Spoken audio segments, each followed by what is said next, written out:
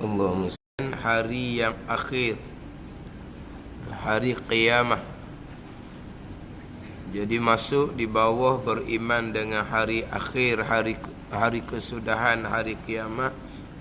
Beriman dengan perkara-perkara gaib yang berlaku selepas daripada kita mati, mula daripada persoalan barzah, persoalan tiup sangkakala yang kedua, dibangkitkan kembali, kemudian dihalau dan dihimpung di mahsyar, di mauqif. Kemudian ada asy-syafa'atul uzma ataupun dikenali dengan asy-syafa'atul kubra, syafaah besar pada membicarakan fi fasl qada, pada membicarakan di padang mahsyar. Kemudian selepas asy-syafa'atul kubra, asy-syafa'atul uzma, pergi kepada pembicaraan hisab. Hisab ni pembicaraan daripada amal ibadah, pekerjaan, kebaikan ataupun kejahatan yang kita lakukan di atas dunia. Kemudian ada golongan yang masuk syurga tanpa hisab. Di kalangan ummah Nabi SAW 70,000 masuk syurga tanpa hisab. Kemudian 70,000 ni pula tiap-tiap seorang tarik pula 70,000 masuk syurga tanpa hisab. Yang masuk syurga tanpa hisab, mereka tidak terima suratan amalan, dan mereka tidak ada hisab, mereka tidak ada mizan. Mereka terus masuk ke dalam syurga.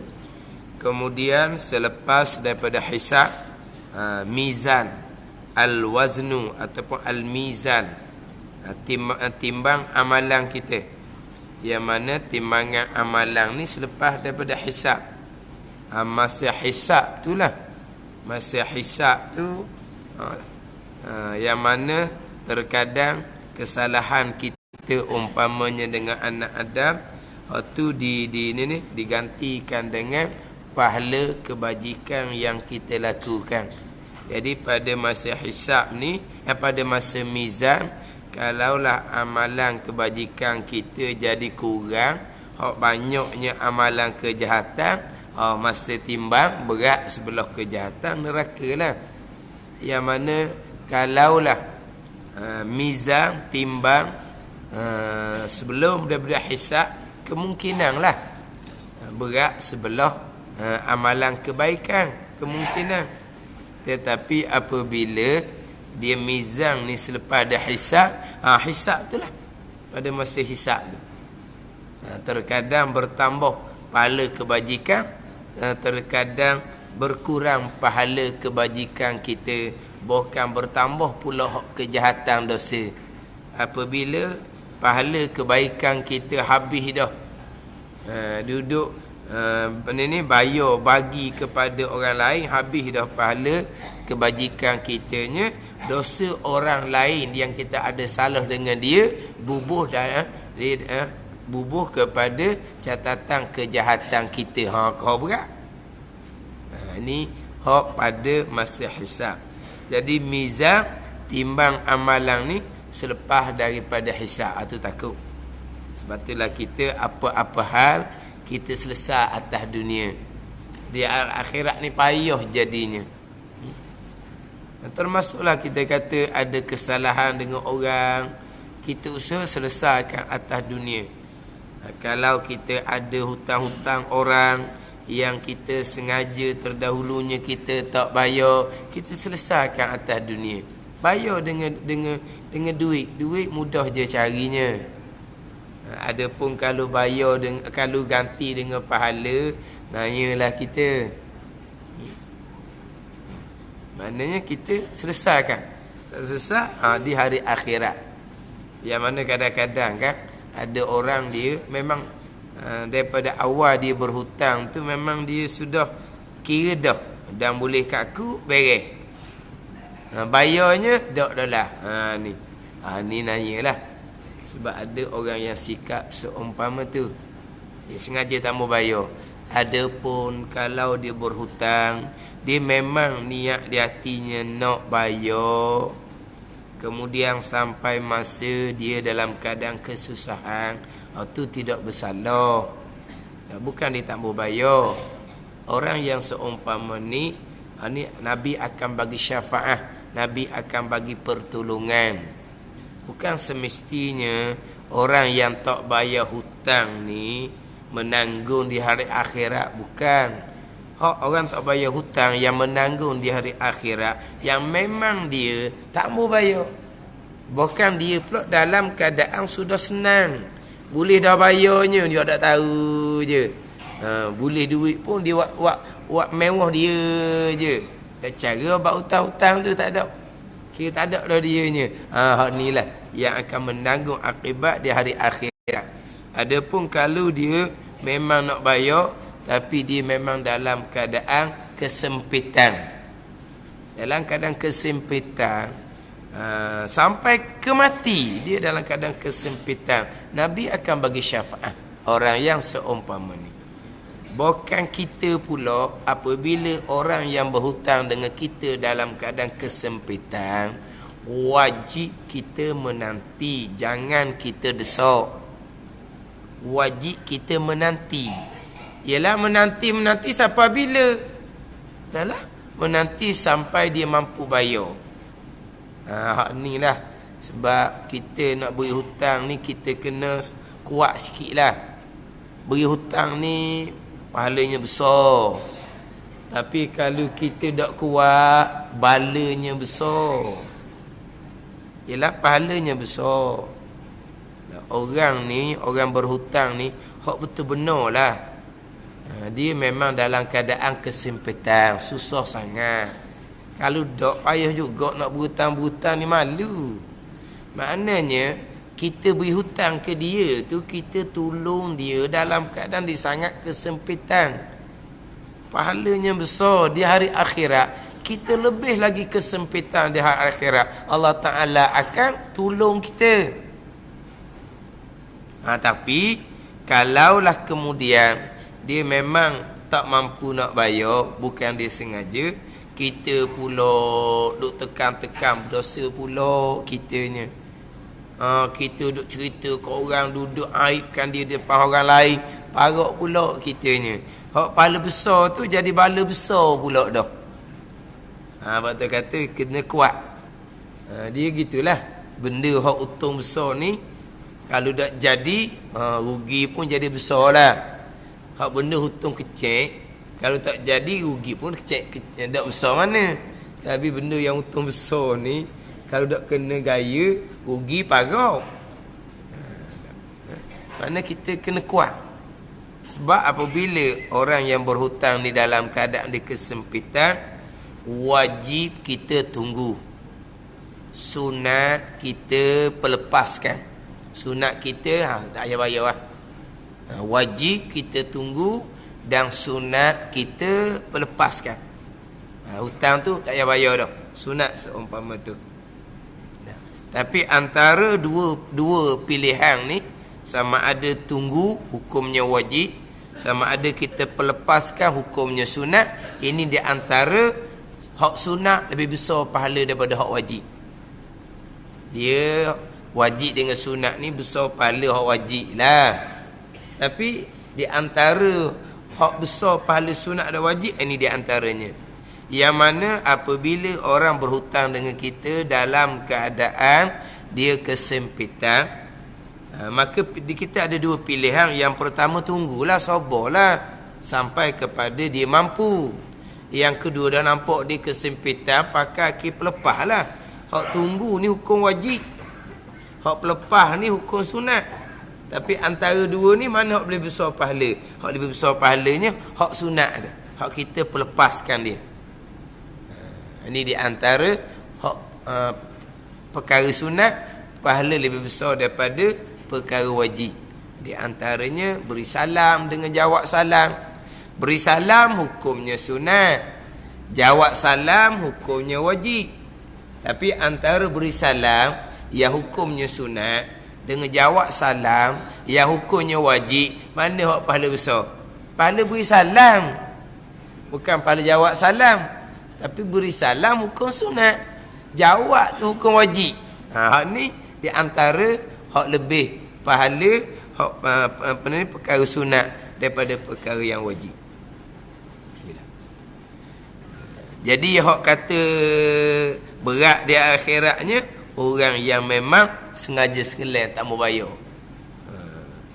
Ni kalaulah hak lama-lama, hak lepas-lepas, kita pun tak tahu dah orang tu duduk di mana, jalannya kita sedekahlah atas nilai hutang yang sama, pahala kepada tuan hutang yang kita nak bayar ke dia, dia pun tak tahu dah duduk mana. Itu dia antara jalan dia lah, sebab tak tahu duduk mana. Tapi tak tahulah learning mudah je cari learning tau. Dia masuk dalam apa? WhatsApp ke apa learning. Nak cari kenalan lama. Hak masa muda-muda kerja dulu. Yang kita ada hutang ke dia, lepas tu pisah, hutang tak bayar. Sekarang kita nak bayar, kita tak tahu dah. Dia duduknya di mana, hidup ke dia, mati ke dia, kita tak tahu dah. Learning boleh cari tau. Tak payah kau. Kalau kita tak boleh cari, kita sedekah jariah atas nama dia.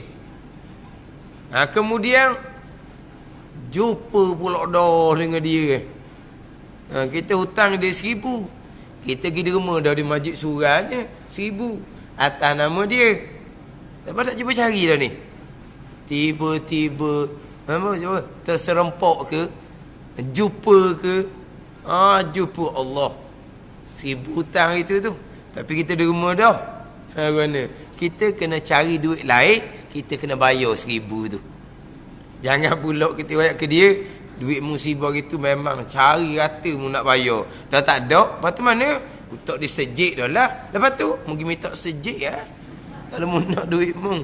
Tak. Kita kena cari duit lain. Cari duit lain, bayar lah 1,000 tu. Jadi 2 kali. Tu derma. Ada saja tu derma.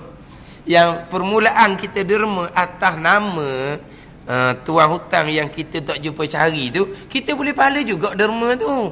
Bukan tak boleh pahala. Kita boleh pahala juga. Itu dia antara cara dia, jalan dia bila kita tak jumpa cari. Yelah kadang-kadang orang ni dia mikir dunia ni mikir mujur dia kata. Lepas tak payah bayar, mujur. Dia mikir dunia. Dunia sekejap je, sementara je. Harta benda boleh cari atas dunia ni. Di akhirat nak selama-lama tu. Ini cerita-cerita masyarakat. Dia orang jual kedai runcit. Memang dia tak ada hutang lah. Jual daun cik hutang ni mepeh lah. Tak mesti modal tak dah. Tapi ada satu cikgu sekelamin, sama-sama duduk sejik. Jadi tuan kedai ni beri dia sekelamin tu sebab akhir bulan dia bayar. Dia berpendapatan tetap. Akhir bulan bayar okey. Bertahun seumpama tu. Tak pernah kandah, tak pernah gagal pun bayarnya. Maka hutang macam biasalah, ambil akhir bulan bayar, ambil akhir bulan bayar. Pada satu bulan tu, akhir bulan dia kata, bulan ni sekali saya bayar bulan depan nak guna duit. Tak dah pun dah apalah. Dah lagi pun sama-sama hidup sejik, berjemaah bayar sejik. Jadi masuk bulan kedua pula ambil, kira habis tu bayar untuk 2 bulan lah. Cukup habis bulan yang kedua, kena dia pindah dah balik kampung negeri dia. Dia kira lepas dah dianya 2 bulan makan free. Dia fikir atas dunia. Ni sekelamin kerja ni, mayabang ni, mikir macam mana wallahu a'lam. Gitu nak kata orang ni. Bertahun dah. Akhir bulan bayar. Memang tuan kedai percaya sangat dah. 1 bulan tu dia minta tangguh. Tak apa tuan kedai pun. Tak apalah. Kena memang dia dapat pindah dah. Masuk akhir bulan yang kedua tu, hilang dah, dia tak ada dah. Kalau gitu nak bertaubah, nak bayar kembali mudahlah. Dia tahu kapan mana hidup ngajar dulu. Tapi nak cerita, ada orang dipikir dunia, dia tak fikir akhirat. Dipikir dunia, untuk 2 bulan tu banyak mana dah dia lepas. Tak habis duit dianya. Itu atas dunia. Di akhiratnya macam mana? Dahlah kita kena cari orang yang kita ada salah dengan dia. Lepas tu bayar dengan pahala pula.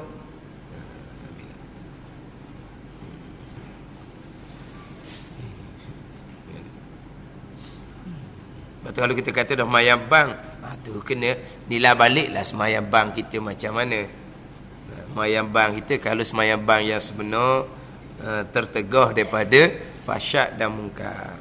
Jadi lepas daripada hisab, barulah mizan. Timbangan amalan untuk menzahirkan keadilan Allah Subhanahu wa taala. Lepas daripada hisab, nak menzahirkan keadilan Allah Subhanahu wa taala, patu timbang pula. Hisab timbang pula atas mizan. Yang mana mizan ni neraca yang mempunyai 2 daun, 1 lidah dia panggil.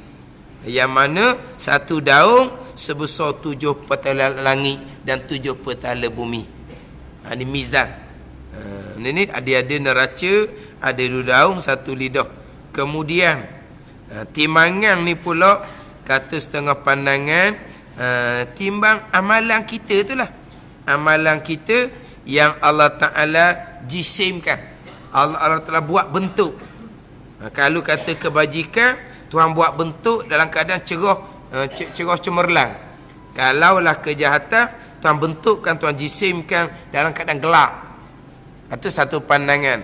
Satu pandangan pulaknya, ini jumhur di kalangan mufassirin, timbang kertas amalan. Timbang kertas amalan. Satu pandangan, timbang amalan kita itu sendiri, bukan timbang kertas amalan. Dan amalan tu macam mana? Tuhan jisimkan, Tuhan bentukkan. Amalan kebaikan atas rupa bercahaya, amalan kejahatan Tuhan jisimkan atas rupa yang gelap. Tuhan rupakan amalan, kemudian ditimbang. Apabila timbang, berat sebelah kebaikan, faman sakulat mawazinuhu fa ulaika humul muflihun wa man khaffat mawazinuhu fa ulaika allazina khasiru anfusahum. Hak berat amalan kebaikan, maka orang tu orang yang bertuah. Ringan amalan kebaikan, maka tu orang yang merugikan akan diri mereka sendiri. Kemudian berat amalan kebaikan sebelah kanan contohnya. Kalau berat ni jadi macam mana berat ni? Dia jadi turun ke jadi naik? Dia pandangan yang muktamad, timbangan macam timbangan atas dunia. Kita timbang atas dunia. Hak mana hala ke turun, hak mana hala ke naik. Hak beratlah hala ke turun, hak ringan hala ke naik. Itulah hak timbangan amalan di hari akhirat. Sebagaimana timbangan kita menimbang atas dunia. Kata setengah tidak. Kalau kata berat sebelah kebaikan, maka belah kanan tu akan naik. Sebab apa? Sebab Tuhan kata wal amalus solihu yarfa'u. Amal soleh ni akan diangkat. Itu setengah pandangan. Tapi pandangan yang muktamadnya, sebagaimana kita timbang atas dunia. Kalau berat dia akan turun, kalau ringan dia akan naik. Tapi ada pandangan tak sama tu timbang atas dunia. Timbang di hari akhiratnya, kalau kebaikan tu banyak, maka dia akan naik belah kanan. Tapi kalau kebaikannya tak ada ringan, turun ke bawah, hak kejahatan naik. Jadi gitu. Tu terbaliklah. Payah nak mikir tu dah. Pelik tu. Iyalah. Jadi dia terbalik daripada hak timbangan atas dunia. Timbangan atas dunia berat turun. Ini tak ni. Akhirat tak sama. Kalau kebaikan tu banyak, berat dia naik. Hak kejahatan ni sikit dia turun. Tiba-tiba kebaikannya sikit, ringan aja. Hak turunlah, hak jahat naik. Ada gigi kat tu. Tapi hak pada muktamad turun naik itu dia sebagaimana hak timbang atas dunia. Hati ketulah ketika timbangan amalan pun Nabi bagi syafaat. Contohnya berat belah kejahatan, berat sangat. Nabi kurang sikit berat dia. Bahkan kalau kita kata gak, nampaknya baik amalan kebaikan dengan amalan kejahatan ni nampak nak sama je. Nabi bagi syafaat, Nabi berat sebelah daripada sebelah amalan kebaikan. Akhirnya berat sebelah kebaikan, orang ni akan dapat masuk syurga. Kemudian selepas daripada timbangan amalan, selepas ada timbangan amalan, meniti titiang sirat. Meniti titiang sirat, yang mana setengah pandangan sebelum meniti titiang sirat, terlebih dahulunya mana ni? Beriman dengan telaga Haud. Biasa dengar? Telaga Kausar itu di dalam syurga. Telaga Haud ni hak ni bukan dalam syurga. Setengah pandangan mengatakan telaga Haud ni sebelum daripada meniti titiang sirat. Sebelum daripada meniti titiang sirat. Ini hak jumhur. Kebanyakan ulama mengatakan telaga Haud sebelum daripada meniti titiang sirat. Sebab orang pasi, orang kafir nak pergi jember minum juga. Dia halau oleh para malaikat. Jadi kalaulah orang pasi, orang kafir masih lagi ada, maknanya sebelum titiang sirat. Sebab ada setengah pandangan mengatakan bahawa telaga Haud ni duduknya selepas daripada titiang sirat, sebelum daripada masuk ke syurga. Jadi kalau selepas dia meniti titiang sirat, nak ada mana lagi orang kafir dengan orang pasiknya, semuanya sudah jatuh ke dalam neraka. Jadi pandangan jumhur, pandangan kebanyakan ulama, telaga Haud ni tempatnya adalah sebelum titiang sirat. Sebelum titiang sirat. Yang kata selepas titiang sirat ni, sebab dia kata telaga Haud ni sumbernya adalah daripada telaga Kausar. Telaga Kausarnya dalam syurga, telaga Haud ni sebelum daripada syurga, selepas daripada titiang sirat. Itu setengah pandangan. Kata Imam Qurtubi, telaga Haud ni ada dua. Sebelum titiang sirat satu, selepas titiang sirat satu. Kemudian telaga Haud ni adalah untuk ummah Nabi sallallahu alaihi wasallam. Tiap-tiap nabi ada telaga Haud masing-masing. Apabila minum daripada air telaga Haud ni, orang ni tidak akan dahaga selama-lamanya. Minum dalam syurga, minum adalah untuk bernikmat-nikmat.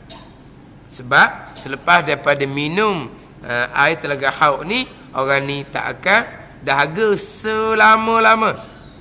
Jadi minum dalam syurga hanyalah bersedap semata-mata. Kemudian pergi kepada pembicaraan titiang sirat. Titiang sirat, yang mana titiang sirat ni dibentang di atas muka neraka Jahannam. Neraka lapis yang paling atas sekali. Jadi titiang sirat ni dibentang atas apa muka ada orang panggil. Setengah kata dipanggil atas belakang. Atas belakang neraka Jahannam. Neraka hak lapis atas sekali. Yang mana titiang sirat ni dibentang di atas muka neraka Jahannam. Kemudian syurganya seberang sana.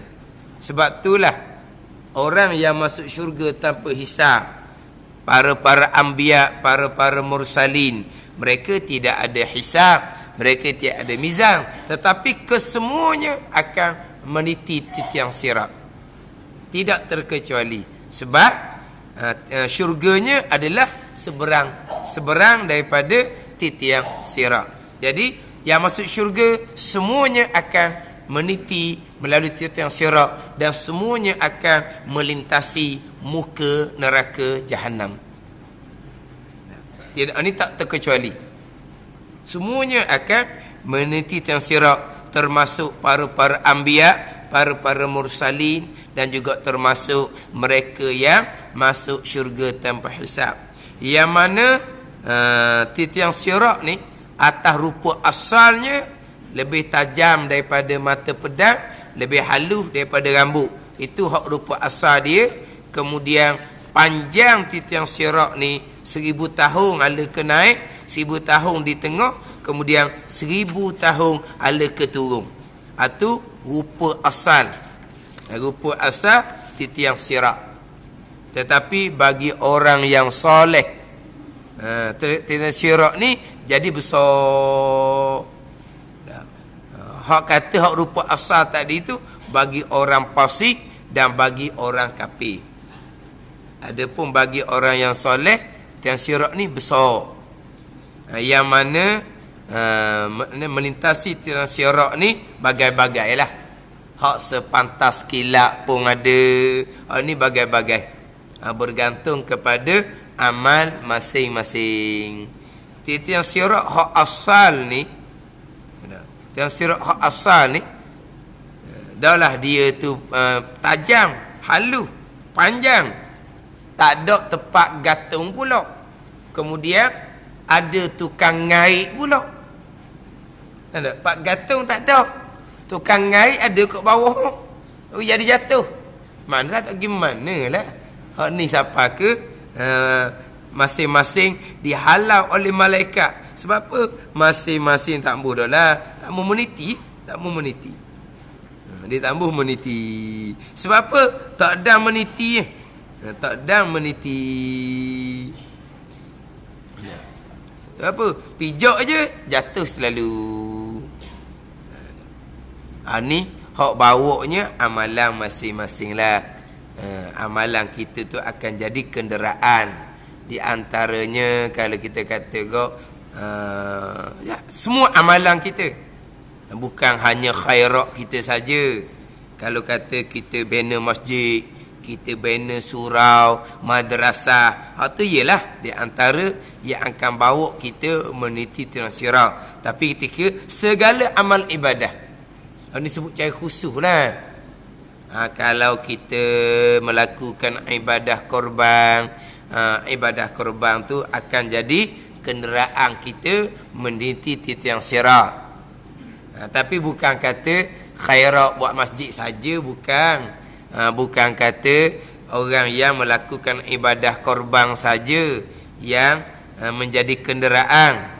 Semua amal ibadah kita lah, termasuk bacaan kita la haula wala quwata illa billah akan dijadikan umpama burung yang akan membawa kita melintasi tiang sirat. Di antaranya lah bacaan kita la haula wala quwata illa billah, yang akan bawa kita melintasi tiang sirat. Tapi biasanya kalau pada pada musim korban kan, di antara hak duk cerita ni lah kelebihan ganjaran kita melakukan ibadah korban. Binatang korban tu akan jadi kenderaan kita ketika kita nak meniti tiang sirat.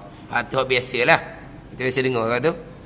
Kalau kita ambil bahagian korban, akan jadi kenderaan kita meniti tiang sirat. Kemudian ada pula orang reka. Jadi dia kata nak jadikan binatang korban tu kenderaan kita. Kalau kita ambil satu bahagian dari 7 bahagian lembu, kena cukup 7 bahagian lah 7 tahun, barulah boleh jadi kenderaan. Mau pergi kat tu pula. Kalau jenis ambil kambing seekor, jadi kenderaan lalu dah. Kalau ambil lembu ni satu daripada 7 bahagian, tak jadi kenderaan lagi dia kata. Dia kambing mahal dia lembu. Kambing mahal daripada bahagian satu bahagian ada 7 bahagian lembu tau. Satu bahagian ada 7 bahagian lembu berapa?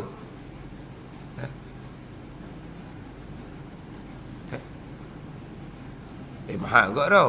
Tapi kalau kambing mahal lagi. Tu biasa orang ambil satu bahagian ada 7. Dia kata tak boleh jadi kenderaan. Sebab dah cukup seekor dia kata. Nanti cukup 7 bahagian, 7 tahun lah kita kata, barulah menjadi kenderaan. Dok. Satu bahagian pun jadi kenderaan, dok. Bahkan semua amal ibadah kita akan jadi kenderaan bawa kita meniti titian sirat. Barulah masuk ke dalam syurga bagi orang-orang beriman dan beramal soleh. Tapi maknanya nak ceritanya, semua akan melintasi titian sirat sebab syurganya seberang sana. Ni saya pernah cerita ni, orang yang buat gurau main perkara gaib. Oleh kerana syurga ni seberang sana, seberang daripada muka neraka Jahannam, neraka lapis yang paling atas sekali. Dia kata, kalaulah buat jahat, jangan buat jahat sikit-sikit. Dia kata, buat jahat banyak-banyak, biar Tuhan jadi marah, Tuhan jadi geram, Tuhan ambil, Tuhan capuk dalam neraka. Oleh kerana oleh kerana Tuhan nak marah sangat, jadi Tuhan capuk kuat, jadi terlajak masuk syurga. Dia buat gurau, jangan, ni benda akidah. Dia buat gurau. Dah, kalau buat jahat sikit-sikit, Tuhan tak apa marah mana.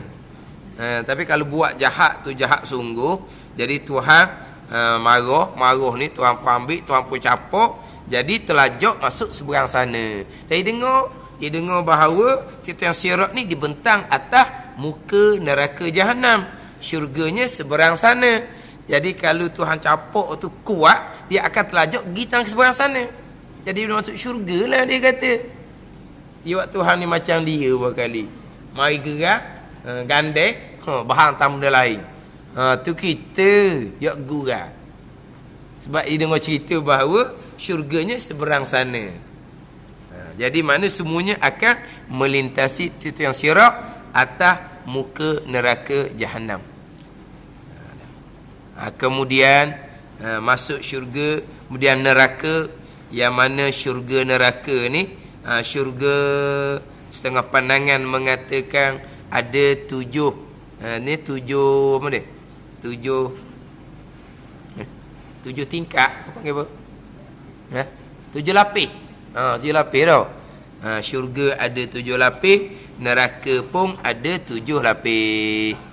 Syurga ada 7 lapis, neraka pun ada 7 lapis. Syurga yang lapis paling atas sekali adalah Jannatul Firdaus. Itu syurga hak lapis atas sekali. Kemudian Jannatul Ma'wa, Jannatul Khuldi, Jannatul Naim, Jannatul Adni. Kemudian Darussalam. Tu dia ada 7 lapis ni syurga. Itu pandangan Ibnu Abbas radhiyallahu anhuma. Tapi kebanyakan ulama berpandangan syurga ada 4 lapis. Syurga ada 4 lapis. Itu pandangan jumhur lah. Jannatul Naim dengan Jannatul Ma'wa, Jannatul Adnin dan Jannatul Firdaus. Dan ada pandangan syurga hanya 1 lapis sahaja. Tapi pandangan kebanyakannya syurga ada 4 lapis. Kemudian neraka ada 7 lapis. Neraka ada 7 lapis. Lapis paling atas sekali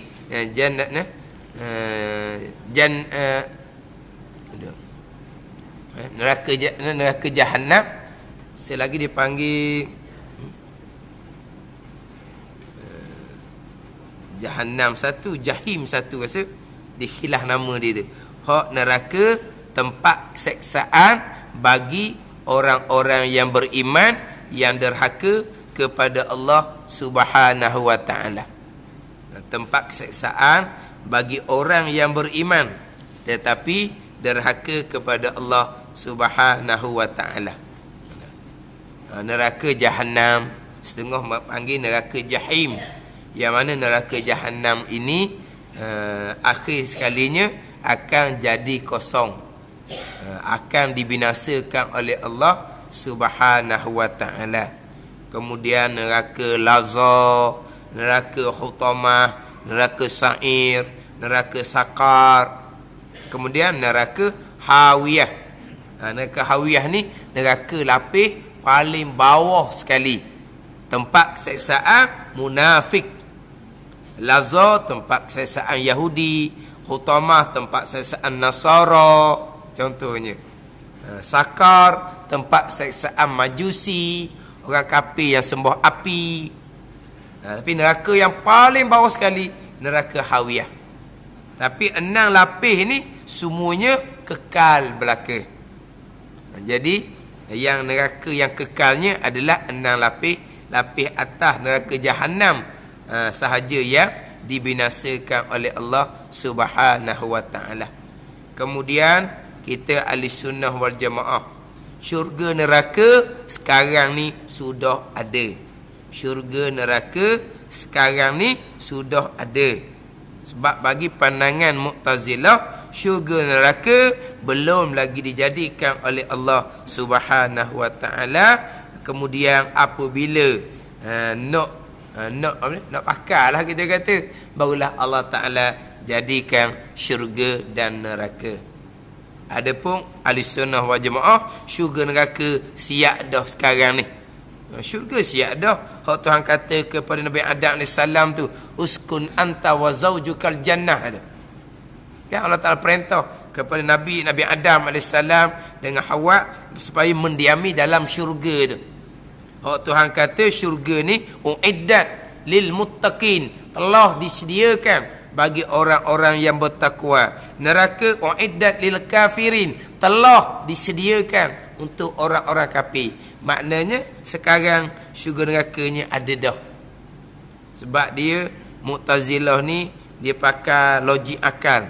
Kalau ada dah sekarang, gunanya dak, pakainya dak, ada guna dia kata, bazir lah.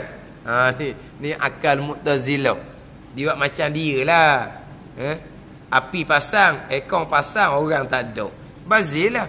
Ni sama juga. Nikmat syurga ada bagai-bagai. Orangnya tak ada. Bazir dia kata. Jadi Tuhan tak buat lagi. Tapi kalaulah menafikan syurga neraka sampai ke sudah, tu kafir. Mu'tazilah dia tidak. Mu'tazilah dia menafikan syurga ni sekarang tak ada lagi, sampai masa barulah ada. Kemudian ada golongan yang terpesong. Golongan yang terpesong contohnya golongan Jahmiyah. Mereka berpegang bahawa neraka dan ahli-ahlinya akan dibinasakan oleh Allah Subhanahu wa taala. Bukan bagi puak Jahmiyah ni bukan neraka, syurga pun dan ahli-ahli syurga pun akan dibinasakan oleh Allah. Yang kekal hanyalah Allah Subhanahu wa taala. Syurga ke, neraka ke, ahli dia ke, makhluk Allah. Makhluk tidak akan dikekalkan oleh Allah Subhanahu wa taala. Ini puak Jahmiyah. Ini puak yang terpesong. Kita ahli sunnah wal jamaah khalidina fiha, kekal selama-lamanya. Syurga pun kekal selama-lama, neraka pun kekal selama-lama. Bahkan ada pandangan dia Jahmiyah ni, dia kata syurga neraka tak kekal. Ada satu pandangan lainnya, syurga kekal, ahli syurga kekal, tapi neraka dan ahli neraka tidak dikekalkan oleh Allah Subhanahu wa taala sampai masa neraka akan dibinasakan oleh Allah Subhanahu wa taala. Ini semua akidah-akidah pegangan yang terpesong. Kemudian di hujung kitab kita ada ceritalah berkaitan dengan nikmat syurga. Nikmat syurga paling lebih sekali adalah melihat zat Allah Subhanahu wa taala. Yang mana pembicaraan rukun iman yang kelima ni di hujung kitab kita. Sebab kiraan 6 rukun iman, rukun iman yang kelima lah rukun iman yang terakhir. Adapun rukun iman yang keenam, beriman dengan qadar dan qada Allah, tu pembicaraan kudrah iradah pun selesai dah. Kita ada 6 rukun iman. Dalam kitab Faridatul Faraid ni dia menghuraikan ke-6 rukun iman. Ni mana lengkap dalam kitab Faridatul Faraid. Sebab dalam setengah-setengah kitab tauhid sifat 20, dia hanya mendatangkan sifat Allah dan juga sifat Rasul sahaja. Selesai di situ habis kitab. Pembicaraan malaikat tidak didatangkan. Pembicaraan kitab tidak didatangkan. Pembicaraan hari kemudian pun tidak didatangkan. Dalam kitab Faridatul Faraid lengkap. Lengkap ke-6 rukun iman. Tapi susunan ke-6 rukun iman dalam kitab Faridatul Faraid ni, pembicaraan yang terakhir adalah rukun iman yang kelima. Beriman dengan hari kesudahan. Rukun iman yang ke-6. Di rukun iman yang ke-6, beriman dengan qadar dan qada Allah Subhanahu wa taala, sebenarnya sudah masuk di rukun iman yang pertama. Beriman dengan Allah yang bersifat qudrah, yang bersifat dengan iradah, yang bersifat dengan ilmu. Di rukun iman yang ke-6 tu. Jadi kalau kira rukun iman terakhir adalah pembicaraan berkaitan dengan hari kesudahan. Ke-6, beriman dengan qadar. Qadarnya qadar Allah, baiknya dan jahatnya. Artinya bahawa sekalian perkara, sama ada baik seperti ta'ah atau keji maksiat, hasil ia dengan perbuatan Allah Subhanahu wa taala atau muafakat kehendaknya kehendak Allah pada sedia kala. Kita masuk di rukun iman yang ke-6, yang mana pusingan pertama terdahulunya kitab Faridatul Faraid ini agak panjang jugalah di rukun iman yang ke-6.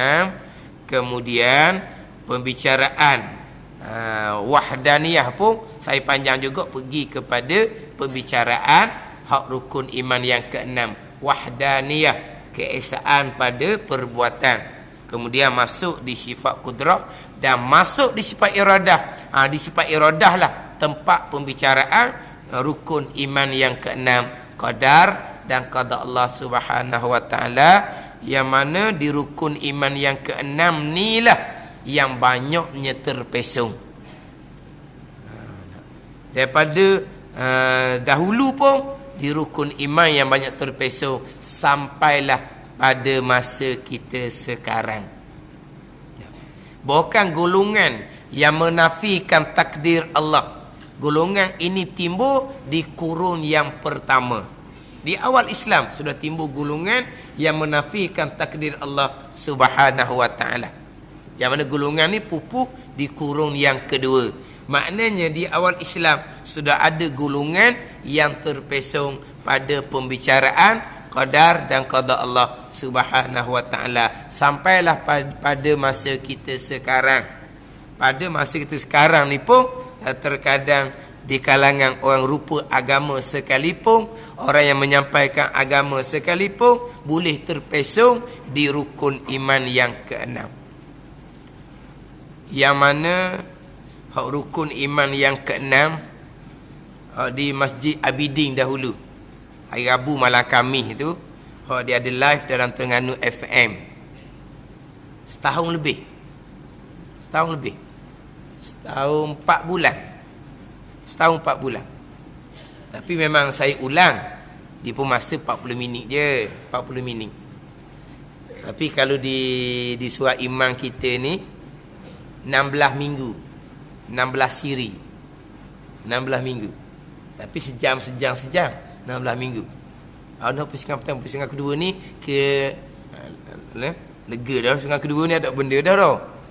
Tapi hak di Masjid Abidin tu 40 minit je. Dia cukup masa dia nyala lampu. Kalau kita tak berhenti, okey je. Tapi radio akan potong. Dia potong. Kalau orang tak faham dia punya time masa dia, ada satu kali tu Tok Guru daripada Fatoni duk ceramah di Masjid Abidin live dalam radio. Lepas tu orang ni salah faham lah. Dia kata berkali radio tambuh ke Tok Guru tu berkali. Tak dah habis dia kerat dah. Dia kerat lah waktu siapa dah. Dia nyali lampu dah Tok Guru tu berkali. Lampu apa benda pula ni. Dia pakai sterik mengajar. Ni sampai masa dia potong lah. Sebab dia ada time dia dah. Dia nak bang isyak pula. Jadi kalau orang faham dia kata berkali radio tu tak berahi ke Tok Guru tu berkali. Dah tengah-tengah sedap tak sekira mutu.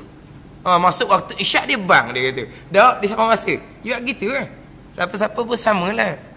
Dia nyala lapu tu dia beri tempoh masa tambahan dalam seminit 2 minit.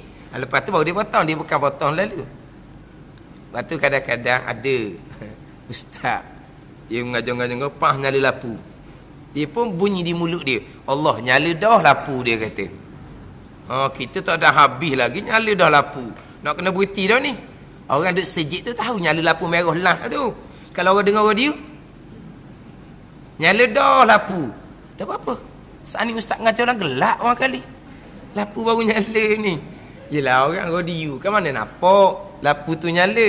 Dah dia bunyi mulut.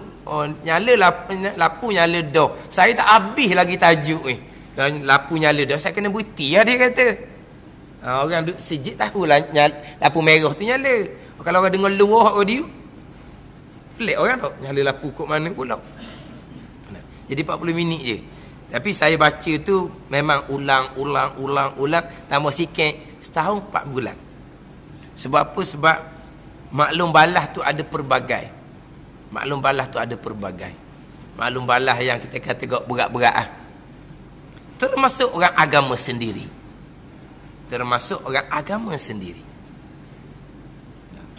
Ada yang kata kita tak pernah mengaji lagi, kita tak pernah dengar lagi bab qadar dan qada. Ustaz, bukan orang awam. Dan nak kata mana?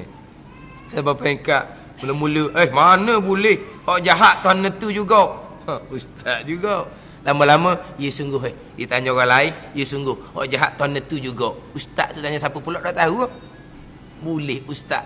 Kata hak jahat Allah tak netu. Dan nak kata mana? Itu rukun iman yang ke-6. Lepas tu saya ulang dan saya pergi mana-mana pun ada respon hak Malakami tu. Orang respon. Saya pergi Dungung, saya pergi Kemamang, mana saya pergi Ketai, ada orang respon. Mari salam jumpa, memang ditunggu hak Malakami tu. Memang dinok hak bab qadar dan qada tu. Walaupun setahun lebih, setahun 4 bulan. Memang ulang tambah sikit. Bukan satu ketika tu timbul persoalan yang panjang daripada orang KL. Orang KL ni orang doktor lah. Orang yang ada nama juga. Jadi dia tak nak terima. Dia nak terima segala-gala daripada Allah, tak nak terima. Perkara jahat daripada Allah pun tak nak terima. Jadi dia soal tu panjang tapi berbentuk akalan. Jadi soalan tu kalau orang awam dengar tu dia boleh akan terkeliru soalan sebab dia logik dengan akal. Jadi jawab sekadar tu jelah. Sebab kita nak jawab bab qadar dan qada tak boleh panjang-panjang.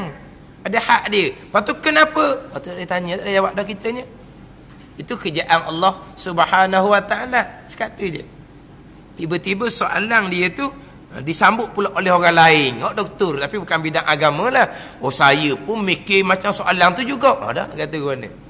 Memang soalan tu memang main di kepala orang awam. Dan soalan tu memang bahaya. Sebab soalan tu dia agak logik dengan akal. Kalau pakai akal, takkan segala-gala hak Tuhan belaka. Takkan hak jahat hak Tuhan juga. Takkanlah pilihan dan perbuatan kita pun duduk di bawah qadar dan qada Tuhan juga. Tu lari belaka tu. Di rukun iman yang ke-6. Yang pertama, hak di antara hak banyak terpesong bab ketentuan jahat. Yang kedua, banyak terpesong bab ikhtiar dan usaha. Bab ikhtiar dan usaha banyak terpesong, sama ada jadi qadariyah, sama ada jadi jabariyah tanpa disedari. Bukan ada satu buku yang ditulis oleh doktor bidang agama tapi bukan bidang usuluddin. Dia tulis buku tajuknya Beriman dengan Qadar dan Qada. Di dalam tu ada satu tajuk, kudrat Allah yang qadim dan kudrat kita yang baharu. Di dalam tu dihura memang totok qadariyah, tapi dia kata itulah ahli sunnah. Dalam buku agama dia dikarang oleh doktor bidang agama tapi bukan bidang usuluddin. Mana Allah letak kudrah di kita, tenaga ada di kita ni Allah letak sampai masa tenaga ni lah yang menggerakkan tubuh kita dan tenaga ni lah yang menghasilkan pekerjaan yang kita lakukan. Bukan Allah lagi dah yang menggerakkan tubuh kita. Bukan Allah lagi dah yang menghasilkan pekerjaan. Ini jelas-jelas Mu'tazilah Qadariyah lawan kepada Jabariyah. Jelas-jelas Qadariyah. Siapa tak kenal Qadariyah tu apa dia? Ni contoh. Jadi kadang-kadang orang agama pun boleh salah di rukun iman yang keenam. Kita hak round yang kedua ni, kita hak orang pertama kita kemas dah, yang kedua ni kita mak molek. Kita bukan hanya setakat nak pegang kita lah. Untuk pegang kita simple je. Faham pegang? Dah, berhenti setakat tu. Tak usah duk korek-korek. Tak usah duk usul-usul. Beres yang kita. Tapi seeloknya kita sampai peringkat boleh menghuraikan, boleh cerita. Nak orang nak cerita pada siapa? Anak cucu kita lah. Anak cucu kita. Nak agak learning. Tak. Kalau baca bab qadar dan qada pun kadang-kadang baca secara kita lalu kita ketentuan dalam perbuatan Allah. Orang ni kadang-kadang okey, segala-gala saya faham. Segala-gala Allah saya faham. Tak timbul isu dah segala-gala tu. Tapi takkan semua pula. Tak ni segala-gala. Jadi pening kita nak jawab pun pening. Jadi kata segala-gala datang dari Allah. Hak segala-gala clear, tak ada isu. Faham? Tapi apa di segala-gala tu? Dia tak masuk perhabis. Tak masuk perhabis. Mana ada juga yang terkeluar. Kalau ada yang terkeluar, yang bukan perbuatan Allah, tak ada lah segala-gala. Mana di segala-gala tu okey, dah okey. Tu kata kita kena huram molek anak cucu kita. Tu bekalan kita tu, bekalan amalan kita. Kalau tu person dalam bab ni, pahala amalan tak ada. Kalau Qadariyah Jabariyah. Tapi kalau terpesong sampai jatuh kafir, hak makhluk bekas secara semula jadi, hak tu kekal neraka selama-lama. Hak sebut ni Qadariyah Jabariyah yang tak dihukumkan kafir. Pegangan yang berdosa besar. Hak ni hak kata amal ibadat tak ada pahala. Bila amal ibadat tak ada pahala, kalau anak cucu kita amal ibadat tak ada pahala, kita nak amalan nak pahala kita ke mana? Kita pahala anak cucu kita. Hak kita ni qada-qada kita. Lepas tu kita anak cucu tekan tanya dalam bab ni. Simple. Kalau kita ajar daripada awal mudah je. Tetapi kalau kemudian dia akan tanya kita macam-macam tu. Dia akan tanya kita macam-macam.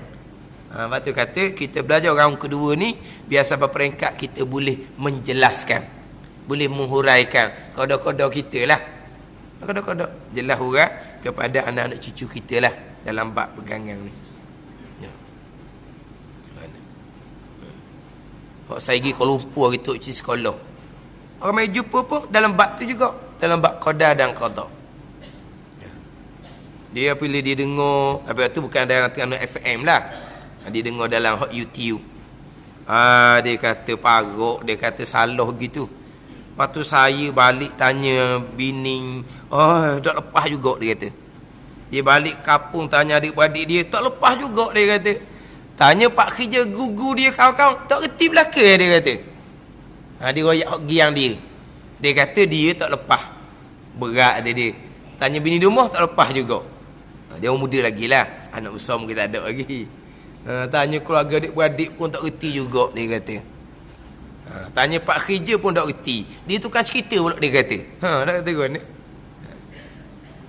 Ni dalam bab qada. Simple je. Keesaan Allah pada perbuatan kan kita berpegang keesaan Allah kan. Ilmu tauhid, ilmu mengesakan Allah. Mengesakan Allah pada zat, mengesakan Allah pada sifat, mengesakan Allah pada perbuatan. Apa makna mengesakan Allah pada perbuatan? Kesemua yang berlaku perbuatan Allah. Beres. Itu je. Hak ning tak ada hak ningnya. Semua. Contoh, tak ada contoh-contohnya. Semua. Tak payah tanya hak ning lah. Sebab semua. Lepas tu datangkan contoh. Tak payah contoh lah. Sebab semua. Ada. Kalau ada pembahagian, hak ni bahagian ni. Hak ni bahagian ni. Kalau hak ni contohnya hak ni. Kalau hak ni contoh dia lain pula. Tu kalau tak semua. Dan kalau semua hak ni ke tak ada dah semua. tidak berlaku walaupun sebesar zarah, melainkan kesemuanya perbuatan Allah Subhanahu wa taala. Lepas tu dia kata, dah kalau gitu tak sebab gapo-gapo kita. Ilaha illallah. Buatlah gapo-gapo pun. Dan memang kita buat gapo-gapo. Kan ada? Tak buat gapo-gapo. Sekarang ni, buat gapo sekarang ni? Buat duduk. Tak buat duduk. Ke duduk ni tak buat. Cuba kita letak duduk orang hak terlantar, hak tak ada tenaga. Boleh duduk tak? Terbalik. Kita duduk ni, kita buat duduk ni. Tak terbalik ni. Saat kita duduk tu Allah yang buat. Saat sekarang kita menapah, Allah yang buat. Saat sekarang kita nampak terang ni, Allah yang buat. Bukan biji mata, bukan spek mata. Tu pegangan kitanya. Semua Allah buat. Kemudian kita, Allah perlakukan kita macam mana? Allah perlakukan kita sekarang macam sekarang lah. Dia kata pula kalau gitu kita jadi macam tunggu kayu. Kalau Allah buat kita tunggu kayu. Tapi Allah buat kita tunggu kayu ke buat kita manusia? Buat kita manusia. Allah gerakkan kita, Allah diamkan kita, Allah hidupkan kita, Allah bagi kita nampak, Allah bagi kita dengar. Tu semua perbuatan Allah. Gitu je pegangan kita ni. Pegangan ni cakap mulut tu saya buat, saya duduk, saya bangun, saya berjalan, saya berlari, itu tak ada masalah. Tu cakap asbab je. Di hati kita dah ingat pun Allahnya, tu hati orang awam, tak ada salah apa-apa pun. Di pegangan kita, kesemuanya perbuatan Allah. Walaupun kita wajib berpegang ada pilihan dan perbuatan, diri pilihan dan perbuatan pun perbuatan Allah Subhanahu wa taala. Gitu je. Tapi walau macam mana pun kita wajib berpegang, kita ada pilihan dan kita ada perbuatan. Sebab masa saya ngaji dulu bab qada dan qada ni sekarang je. Mudah je segala-gala. Habis. Mudah segala-gala. Tapi kita wajib berpegang ada pilihan dan perbuatan. Kita pun berpegang. Kita ada pilihan dan perbuatan. Tapi pilihan dan perbuatan kita duduk di bawah perbuatan Allah. Kita pegang. Pilihan dan perbuatan kita duduk bawah perbuatan Allah. Sebab apa? Sebab segala-galanya perbuatan Allah. Termasuk pilihan dan perbuatan kita pun duduk di bawah segala-gala perbuatan Allah Subhanahu wa taala. Ini keesaan pada perbuatan. Itu je. Faham setakat tu? Pegang. Selesai. Tak payah korek-korek. Dia kata jadi macam tunggu kayu. Dok, tuan tak buat kita tunggu kayu. Tuan buat kita manusia. Jadilah macam manusia sekarang. Hak berlaku sekarang ni, semuanya Allah yang buat. Kita berpegang ada pilihan dan perbuatan pun, pilihan dan perbuatan kita tetap duduk di bawah perbuatan Allah. Allah yang buat juga. Dan kitab Minhaj yang saya baca di Masjid Abidin tu, berkelip, terdetik di hati pun qada dan qada Allah, perbuatan Allah. Berkelip mata pun perbuatan Allah. Ada kitab Minhaj yang saya baca di Masjid Abidin tu. Jadi apabila terdetik di hati perbuatan Allah juga, pilihan hati kita lagilah perbuatan Allah. Kalau berkelip mata pun perbuatan Allah, usaha kita lagilah perbuatan Allah. Itu dalam kitab Minhaj. Ada setengah tu dia kata, mula-mula dengar dia kata, tak boleh terima. Dengar, dah ulang, barulah boleh terima, kena mudah. Mudah je. Dah payah tu sebab apa? Dia belawang dengan akal. Dia tak nak terima. Jadi dia payah.